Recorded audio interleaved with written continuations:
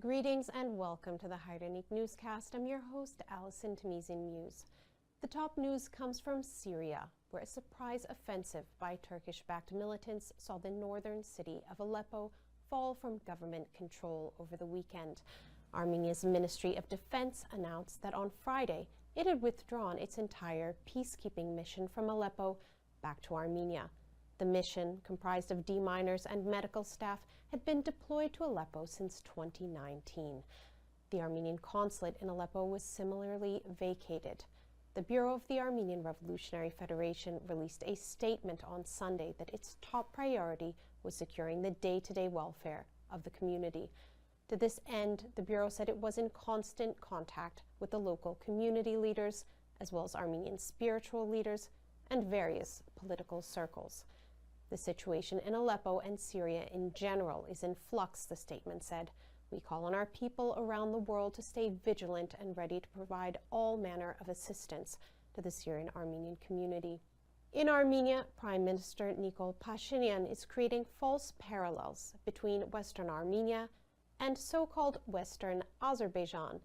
Azeri authorities have meanwhile consigned Artsakh's Dadivank Monastery to a minority group called the Udis, which Baku leans on as a tool of appropriation of Armenian heritage. As Armenia's leadership dangerously engages with this falsification of history, the painstaking work of writing its first draft goes on. The Hairenik newspaper, one of the oldest Armenian newspapers in the world, marked its 125th anniversary this year, and its sister publication, the Armenian Weekly, turns 90. Watertown marked this significant milestone with the editors-in-chief, and we'll take you there. But first, the news. All Armenians trace their roots to the Armenian highlands. Western Armenia, located in today's Turkey or Asia Minor, is the region from where most Armenian diasporans, as survivors of the Armenian genocide, trace their roots. Yet the territorial ambitions of Turkey did not end there. Turkey's brother state, Azerbaijan, is increasingly claiming the entirety of eastern Armenia, where the modern republic sits, as its own territory. At the presidential level, Azerbaijan refers to Armenia as, quote, Western Azerbaijan. Baku went so far as to promote the concept at COP29. Disturbingly, Azerbaijan has found a new ally in Armenia in the promotion of its claims. On November 22nd, Armenia's Prime Minister Nikol Pashinyan told public TV that even the mention of Armenian historic lands was provocative and no different than Azerbaijan's claims to Armenia. He said, quote, "We get so upset by the fact that some people in some places use the term Western Azerbaijan, but when we say Western Armenia, don't we think that it irritates some people?" End quote. On the surface, like many of Pashinyan's manipulations, the comparison may sound pragmatic to Armenians unacquainted with history, but it should be emphasized that the toponym Azerbaijan, borrowed from the historic Azerbaijan region of Iran, only appeared on the territory of the Republic of Azerbaijan in 1918. That's well over a millennium after Armenians first built their monasteries that dot the Armenian highlands. From those ruined vestiges in eastern Turkey to those destroyed and at risk in occupied Artsakh. Now let's turn to Artsakh, today fully under the control of Azeri forces. In recent days, Azerbaijan announced it was conferring control of the 9th century Dadivank Monastery to an obscure minority called the Udis. Monument Watch, an independent academic platform founded in the wake of the 2020 war to safeguard heritage in Artsakh, has flagged this transfer as Azerbaijan's latest step in a campaign to erase Artsakh's Armenian identity. In a statement, Monument Watch notes that the Udis, until the collapse of the Soviet Union, were followers of the Armenian Apostolic Church. But with the start of the Artsakh liberation movement in the late 80s, Azerbaijan went into war mode, and communion between the Udis and the Armenian Apostolic Church was broken. And since the 2020 war, Azerbaijan has increasingly used the Christian Udis as a tool to appropriate significant Armenian heritage, which it cannot discreetly destroy. Perhaps the only consolation is that the Dadivank Monastery would be distorted, but possibly not razed to the ground.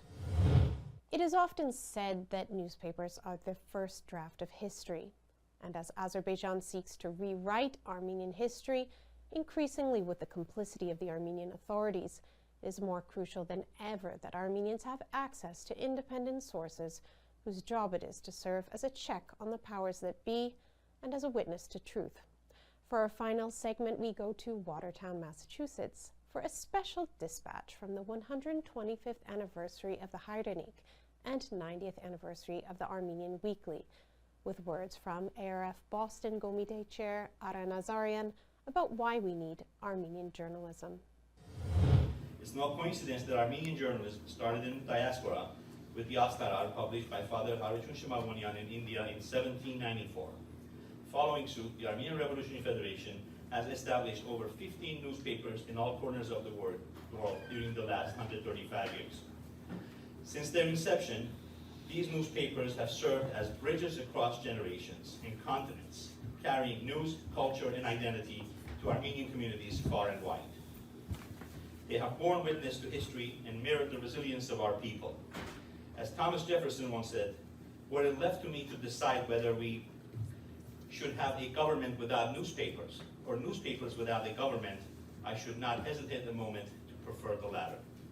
For Armenians, Hairenik and the Armenian Weekly have often been that essential lifeline, a source of information when our collective future felt uncertain. This small but mighty ethnic community newspaper has not only chronicled history but also shaped it, becoming a vital platform for Armenian American voices for nearly a century. The Armenian Weekly began first as an English language column in the Hairenik daily newspaper in 1932. How did an entire newspaper evolve from those humble beginnings in what is now the oldest continuously running Armenian language newspaper?